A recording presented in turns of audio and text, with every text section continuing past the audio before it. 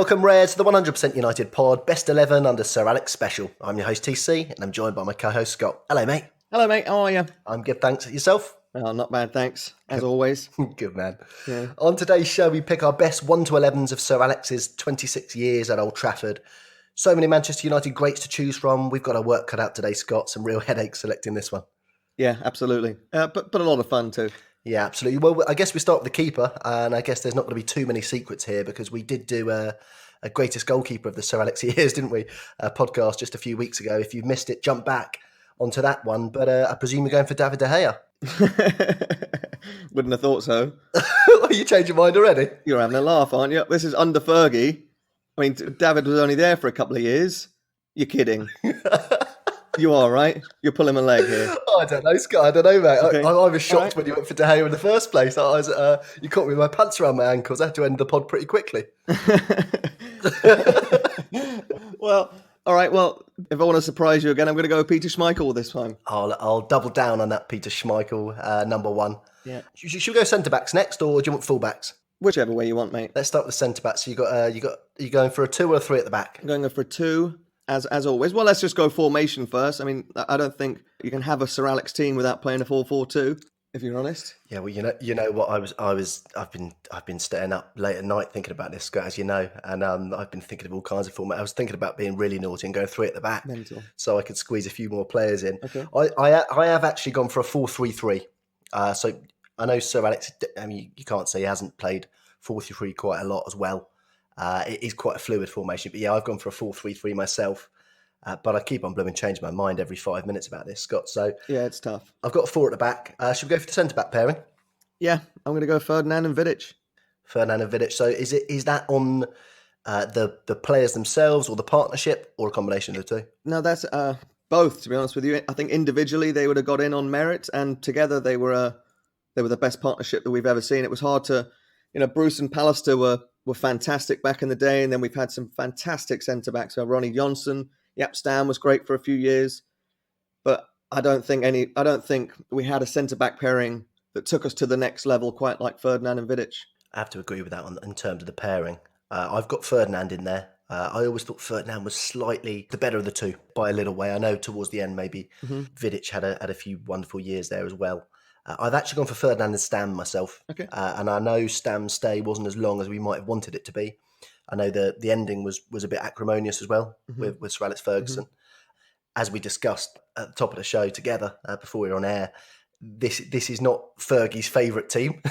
Yeah. Otherwise, Yapstam wouldn't be in there. It would probably be Steve Bruce, wouldn't it? But I think that the standard of Stam in the years where he was with us was just out of this world.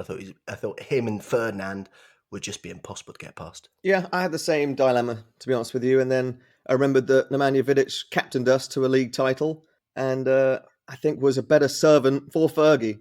That's what tipped the boat for me. I couldn't disagree on those points, Scott. Mm-hmm. We'll go to right back.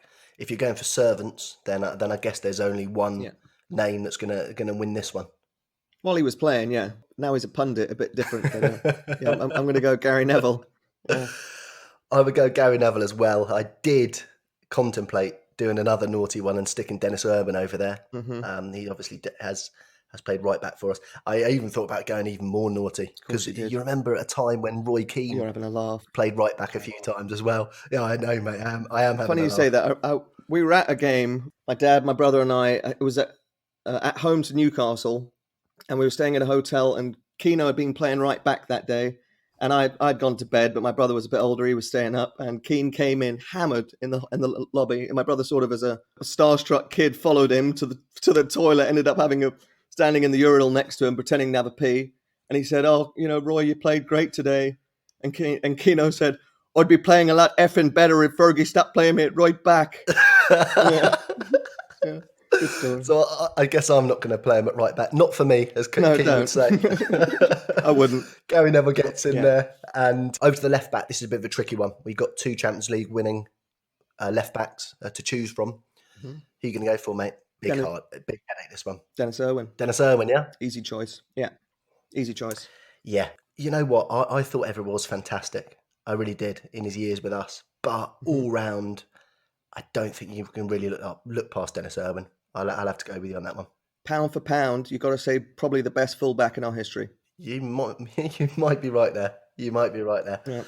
So on to midfield, Scotty. 2 in midfield for you? 2 centre midfielders, yeah.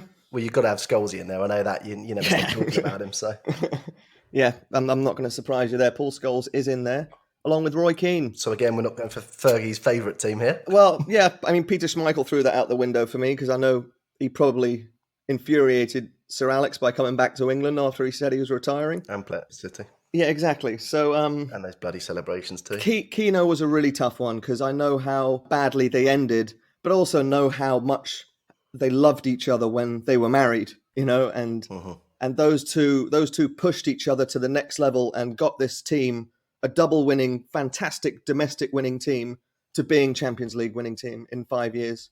And, I don't think we would have got to the final in 99 if Keno hadn't had that unbelievable performance in Turin. Yeah. And for me, he's got to be in there and captain, I'll be honest. Okay. Mm-hmm. I mean, I would say with Keno, yeah, it's almost heartbreaking, isn't it, as a United fan, when you think of how it's sort of all gone down the pan with those two. When you think they were, in our eyes, the dream partnership for so long, weren't they? Keane was Ferguson on the pitch. Yeah, he was the epitome, the embodiment of Sir Alex in it, with the captain's armband on. But you're right, his performances, and you know what? I love the 93-94 team in terms of the way it was set up. I know we had Paul Ince in there. He's not getting my team. Don't worry about that. But he was fantastic. He was a fantastic player. But that team, with the different weapons we had, with the attitude of that team, I loved that 93-94 team particularly. And of course, that was Keno's his first year, wasn't it? His first year, yeah. So Keane and Scholes in there as a 2, yeah? Keane and Scholes in the middle, yeah. Little word about Scholesy. I know you never tire of talking about the Ginger Prince. Probably the best technical player Fergie ever had under him. Just, I've run out of superlatives. I've run out of superlatives 5 years ago for Paul Scholes. I just love the guy. And he's got to be in every single team that you ever talk about. The history of Manchester United, he's going to be in there. And can I ask, which Scholesy would you want? Which vintage of Scholesy? Good question. The one sticking his tongue out, or the one with a big mop head? I'm going to go with the one in the middle. I'm going to go 2008. Can I just say, talking about Scholesy, we had that, the whole podcast about him talking about his favourite goal, and I asked you whether he was a bit surprised. That look on his face after the Barcelona goal was a bit of surprise. And since he's come out and said he had sliced that shot, and he was shocked that it went in the top corner. So, What do you know, eh? Good to know I know as well as the thought. Yeah, looking at his Instagram, he shanks a few golf shots as well, doesn't he? Blooming hell. Yeah, mate. He's still got it though. Come on. Watch those windows. All right, left winger. I'm gonna wait a sec. You don't want my central midfield? Oh, of course I do. Sorry. Go on. Let me hear your central midfield. So I've got 3 in there. Go on. I've got Keane, Scholes. I couldn't leave out Brian Robson personally. Okay. I know it was at the start of the Fergie years, but of course he was the main man in the transition between Big Ron and Fergie. And for me, if you've got 3 in there, are Keane, Scholes and Robson, you're just dominating that midfield. I mean, Keane and Scholes on their own are dominating that midfield with Robbo as well. Robbo can fly forward, Scholesy can fly forward, do what they want, popping up everywhere. So I couldn't leave out Captain Marvel myself. Yeah, great shout. Let's do the right wing next, Scott. This is where it gets a bit tricky. Of course, you've got Cristiano Ronaldo, you've got David Beckham, Andrei Kanchelskis, you go earlier into the 90s as well. Okay. This is where it starts getting a bit more difficult. What do you think about the right wing position? Yeah, it's really tough. In order to put one in, this is where I've started crossing off names and writing them on top of each other. I'm going to have to go Cristiano Ronaldo on the right. Yeah? Yeah. What do you think? I mean, quite often people forget what Ronaldo was like in those early years at United and his prime at United, playing right out in the wing.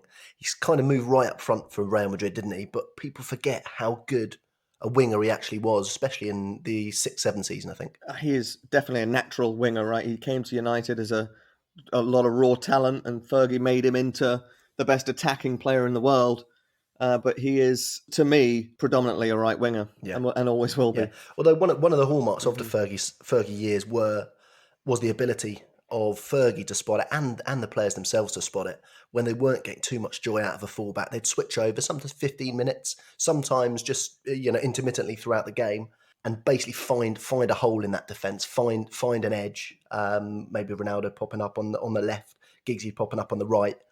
There was that fluidity always to Fergie's teams. I think maybe that we lack a little bit, or have lacked before this current incarnation of the team. Yeah, I would definitely agree with that. But in terms of players who played unbelievably under Fergie and players who Fergie absolutely loved, this guy ticks both boxes. If anything, the last couple of years or last year or so were a bit acrimonious with him as well. He was fixing for an exit. Yeah. But to me, after he won the European Championships and Fergie was waiting for him when he was coming down the stairs, that to me was such a father-son moment that almost brought tears to my eyes. Yeah, I mean, where would you put Ronaldo in terms of the players? I mean, we've both been watching United and in the flesh from the 90s for, almost 3 decades now. Would you put Ronaldo at the very top of the players you've actually seen? No, I wouldn't. I'd put him definitely near the top. The best player I've ever seen is Paul Scholes, but he would definitely go very near the top. Yeah, Fantastic. I'm going for Ronaldo as well. I toyed with the idea. First of all, I toyed with the idea of Andrei Kanchelskis just because he was one of my first loves as well. At United, and just that pace, and then I start thinking about David Beckham and thinking about everything that Beck's brought. The work rate, the set ball delivery, those crosses on the run. When he was in his prime, he wasn't short of a bit of pace either. I'm not saying he was a gas man, but you think of all his effort was worth a couple more yards of pace. Yeah. And I don't know if. I have sort of cooled over time, but when Bex did leave, I was like, well, that's it. If he wants to leave United, then we can wash our hands of him. And I don't know whether that's a bit of bias throughout the years that has pushed him down the pecking order in my eyes. But I don't forget the wonderful years that Beckham did give us, and also, you forget about the big goals as well. Oh. I'm sure we don't, but you're talking about Spurs final day of the season, Arsenal semi-final of the cup, just to reel off a couple off the top of the head. Yeah, it was very, very hard leaving David Beckham out, I must say. It was a bit easier on the left wing, I think. Well, you've cleared the way now. I guess the one idea was to put maybe Beck's on the right, and then you put Ronaldo on the left, but then you're left without Giggsy.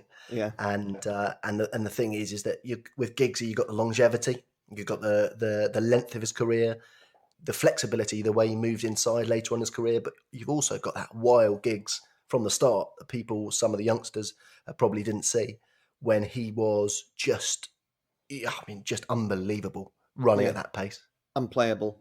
And, I think it's unforgivable if we didn't have Giggsy in this team. Yeah. And not just a Fergie team. This could be the best United team of all time, and Ryan Giggs would still need to be in there. Yeah, one thing with Giggsy, and I know I've gone for a 4-3-3, and I do think sometimes when people look at the stats and they say, Giggsy didn't score as many goals or assists as, the modern wingers, if you like.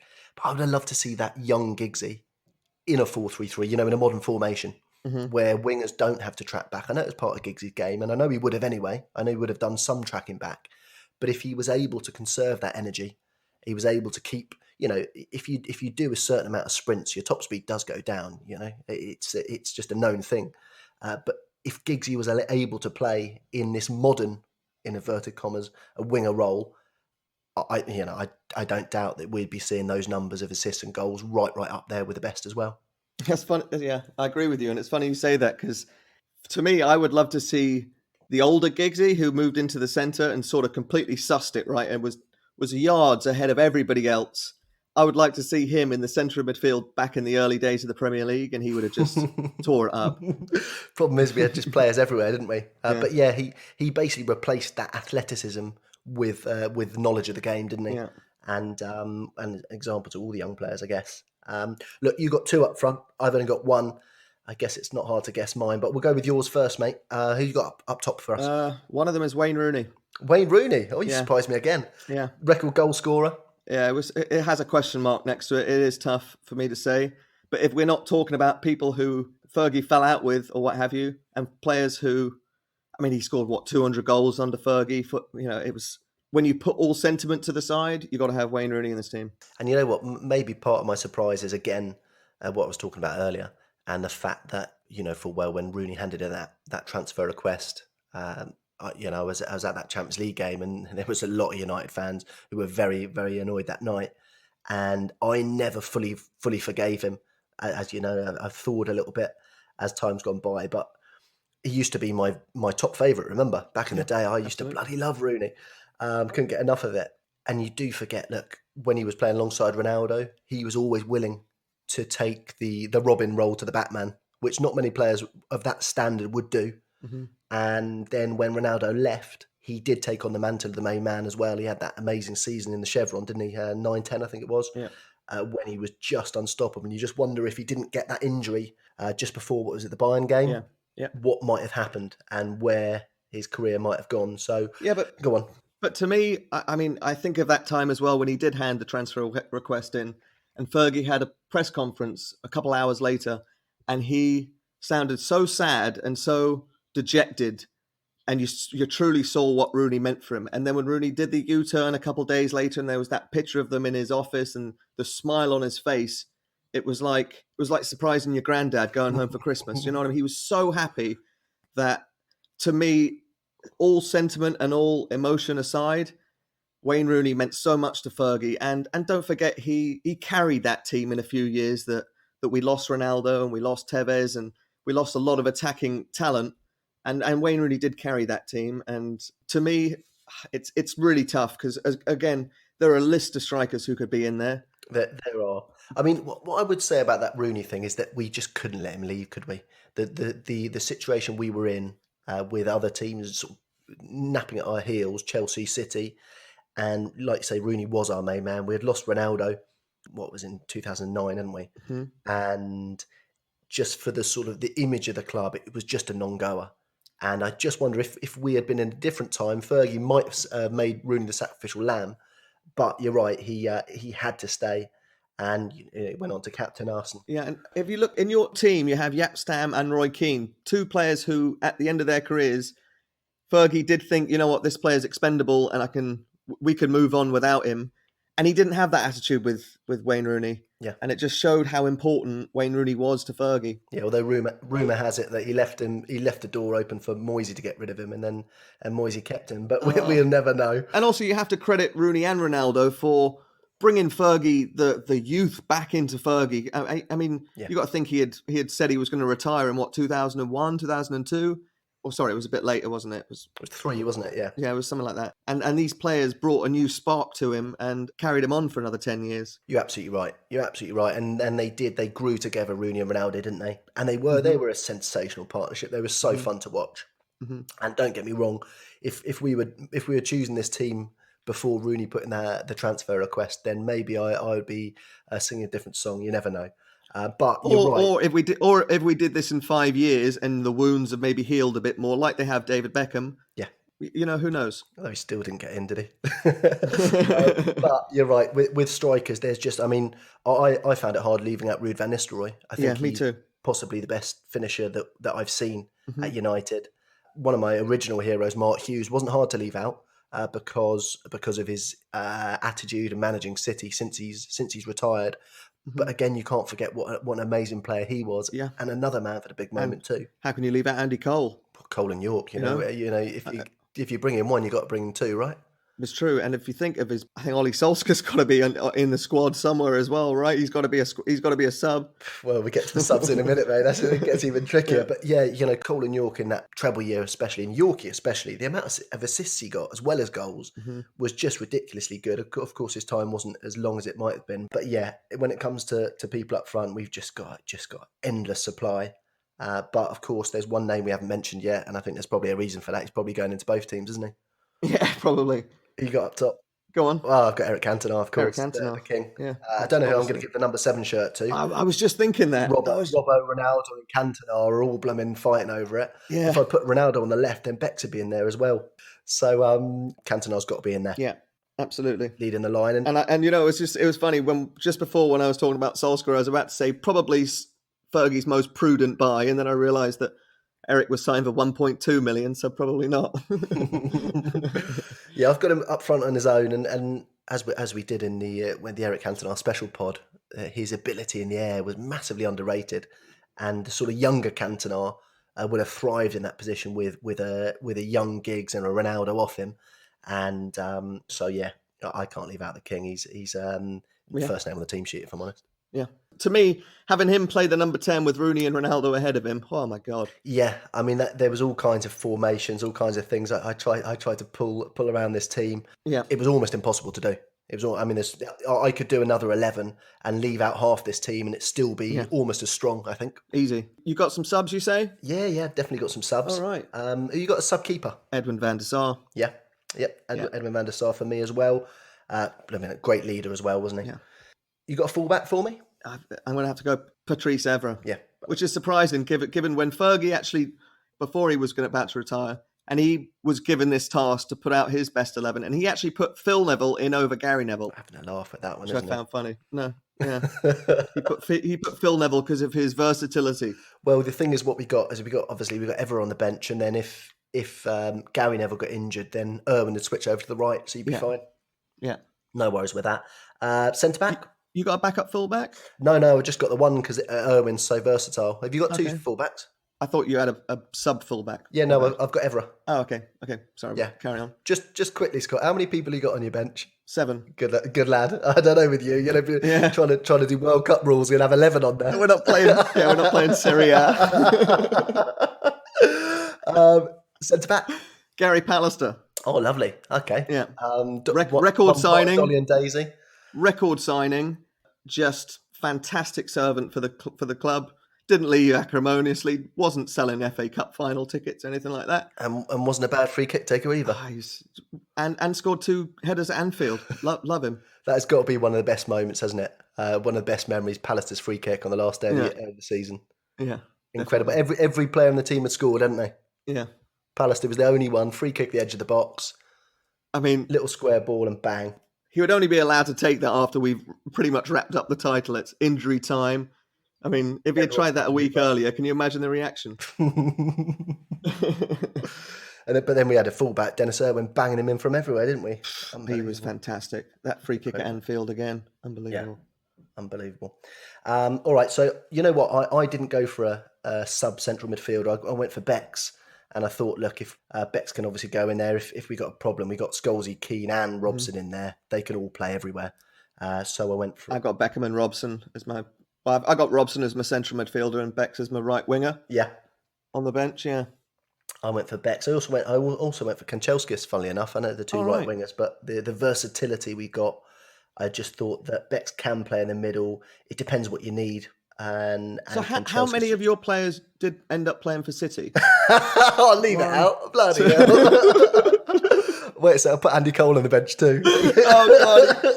I forgot about that. Unbelievable. You know what? Sometimes one of them pops up and I've just deleted it from my memory. Yeah. The Kanchelskis one the other day, I follow his Instagram and it popped up him in the City shirt. And I thought, God, I forgot about that. Stop it. Yeah. You know what I mean? You really, I really managed to delete these things from my memory, the bad ones. I was doing a quiz the other day and I forgot Owen Hargreaves as a City signing. And I was like, completely forgot that. Oh, completely forgot that. Mate. Yeah, absolutely awful. All right, anyway, carry on. But don't worry, I haven't got Hughes in there anyway. I was just mentioning him. So that's fine. You got Andy Cole on your bench? No. I haven't. I've got enough City players already, mate. I've got Andy Cole on my bench. Have you really? Yeah, definitely. Again, broke the transfer record, stuck with him in the first 6 months when he wasn't banging him in, and then ended up just being, 175 goals he scored for him. It's impossible to not have Andy Cole on this team. I must. It's just tough because he takes the place of Ruud van Nistelrooy. Yeah, I must say Andy Cole. When he came to United, he was an out-and-out goal scorer. But at United, he also developed into an amazing all-round player as well. He was still banging in the goals, but just some of the link-up play from Coley, he elevated himself as a player from a goal scorer into an all-round player. And you know what he did say, actually, Andy Cole, I'll get you out of jail free on this one. He said that playing for United was a dream, playing for City was a job. Yeah. So there you go. I have gone for Ruud van Nistelrooy on the bench. I just think of all the strikers I've seen, I wanted to put Ruud up front with Cantona. I thought that'd be absolutely sensational, but I just couldn't justify leaving out Ronaldo, Giggs, or Robson. and then Keane and Scholes, he had to go in there too. So is that the full bench? I've got Ollie Solskjaer last spot on my bench. How many you got? 8 on there? No, 7. Van der Sar, Evra, Pallister. So wait, so you got 3 strikers on there? No, I got 2. What, Coley? I only got 2. Coley and Solskjaer? Yeah, it's Cole and Solskjaer. Yeah. Yeah.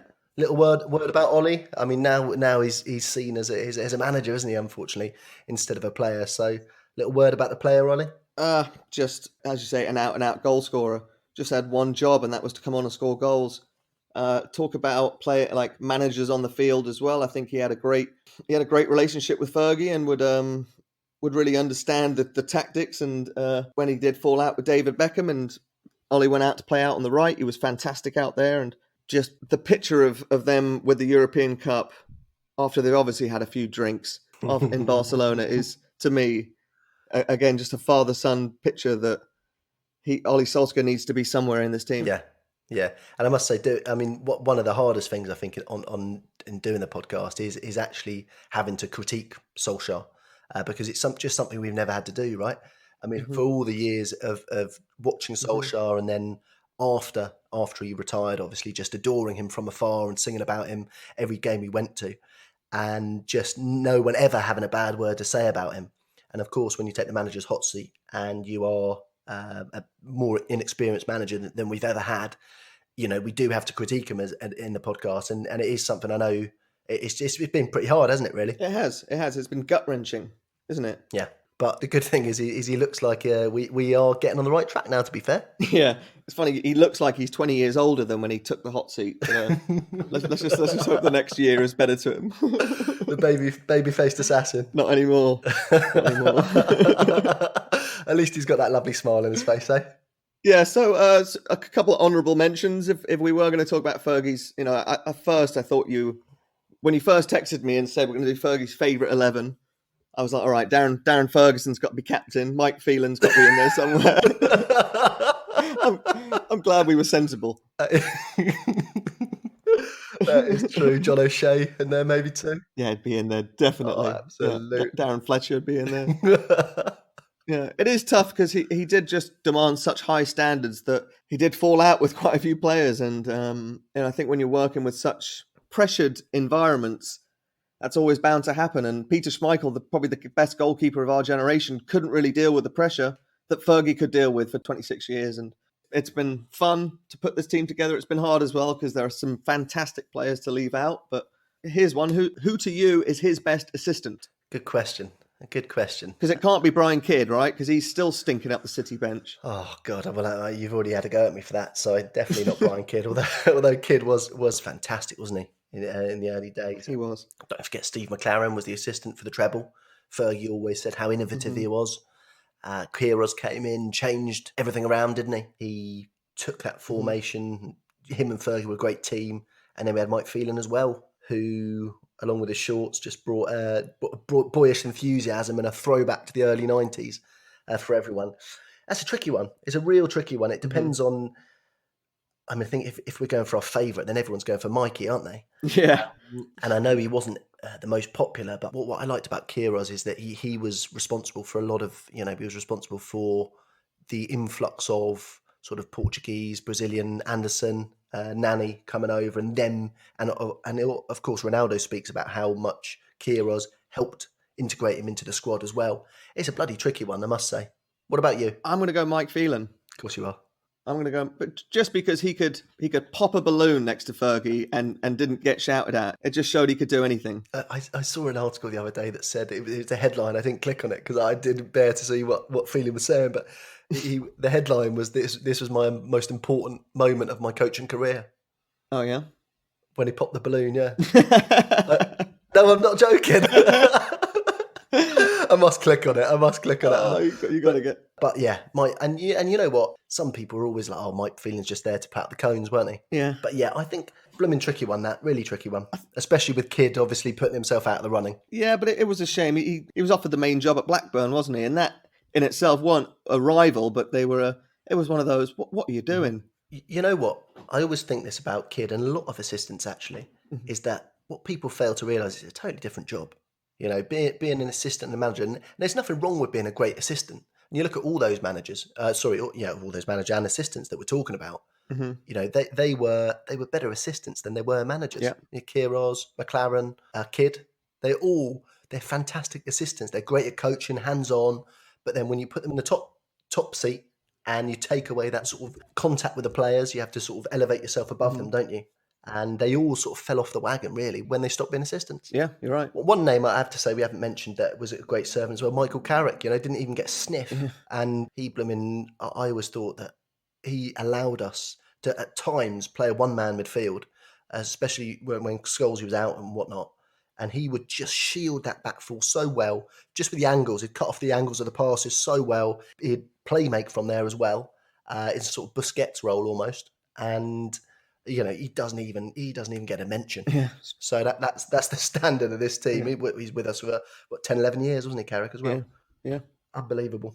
So you happy with your team? Yeah, pretty happy with it. And who are you going for skipper? Did you say Roy Keane? Yeah, I think Roy Keane's got to be my captain. But, you know, actually, I was talking about him before I was thinking about Eric Cantona, so it's tough. Because, of course, Cantona was captain, and then when he left was the time when Keane took the armband. Cantona was Keane's captain, wasn't he? Yeah. But then Robson was of course Keane's captain. Yeah. So actually that's not technically true, is he? I think Brucey was club captain that season. But Robson was captain in all but title, I think. Yeah, in the capacity, yeah. Well, I think Giggsy's been captain, Ferdinand, Vidic, Neville all been captains. Hang on a sec. Scholesy didn't fancy it, did he? Never did. You remember Scholesy was captain for a little while, and then suddenly he just was never captain ever again. Hated it. You know, and then later, a few years later, he was occasionally captain, but there was something that he didn't fancy about it, or Fergie didn't fancy. Very reluctantly. Yeah. Very relucantly. Wait, so Nemanja Vidic is not in your team anywhere? Yeah, Vidic on the bench. Oh, okay. Yeah, Vidic on the bench. So I've got Ferdinand Stam as starting, and then I've got Vidic on the bench. Okay. Captain for me, blooming hard one. I'd have to go for Robbo. I loved Keno. I loved Cantona as skippers as well. But I think Robbo's the one that they would all look up to. Well, good shout. I'm surprised Lee Sharp wasn't in your team. I thought he was going to be your 8th sub. Why? Because of my little love affair? Yeah, love affair with Leeds. You bloody loved him too, didn't you? Oh, give me a break. Oh, Lee. Oh, God. I had him on the grey shirt, that famous grey shirt. I had Sharp on the back. Did you really? Lost the shirt, though, yeah. Would have been great to have that now. Number 5, eh? Yeah, loved it. Yeah, it's true. If you kept all your old shirts, they'd be worth a bloody bomb now, wouldn't they? I thought about that the other day. I thought, blooming hell, the amount of stuff I've given away to mates. Yeah. Like back in the day, I'm like, oh my God, I could have had a war chest there. But, you know, Lee Sharp, another great player. But how many of our blooming players ended up playing for blooming City and Leeds? God alive. At least hardly any played for Liverpool. At least didn't put Paul Ince in. Well, I think the thing is that when they left United, they probably kept a house in Manchester because they always had a hope that they'd come back to United. So they were always in the market to play locally, something like that. Talking of that, there's one thing we didn't mention in the Cantona pod. I meant to bring up actually is did you ever read Fergie's letter? His almost love letter to Cantona? Yeah, of course. Oh my God! Whenever I read that back, it's literally like, you know, his son is left and he's never, and he said every day at training I was still waiting there thinking you might turn up. It is a love letter. Unbelievable. And it really is, isn't it? It's the kind of thing that every United fan needs to read every 5 years. Yeah. Because there's so much love and deep emotion in this. It's not just putting on a shirt and going out and kicking a ball. There's a lot more emotion to it. Yeah, absolutely. I might pop that up on the story on Instagram actually, so people can have a read of it. Unbelievable stuff from Fergie. It really is like a love letter from Fergie to Cantona. Actually, you know what? I'm going to change them. Eric Cantona is my captain. Yeah. Keno's furious. Can you imagine? But forget it. Eric Cantona's my captain. You pulled the armband off him as you're going on. Like, come back here for a second. Yeah. Oh, what's that on your arm? Oh, yeah. Yeah, he'd be furious. Unbelievable. Yeah. I think that's a perfect thing to end on, Scott. Anyway, thanks for joining us today. Hit the subscribe button wherever you get your pods. Keep those reviews and 5-star ratings coming too. Much appreciated. Follow our Instagram @United100podcast. We'll be back on Friday. Until then, thanks for joining me, Scott. Thank you, TC. Cheerio, Reds. Ta-ra.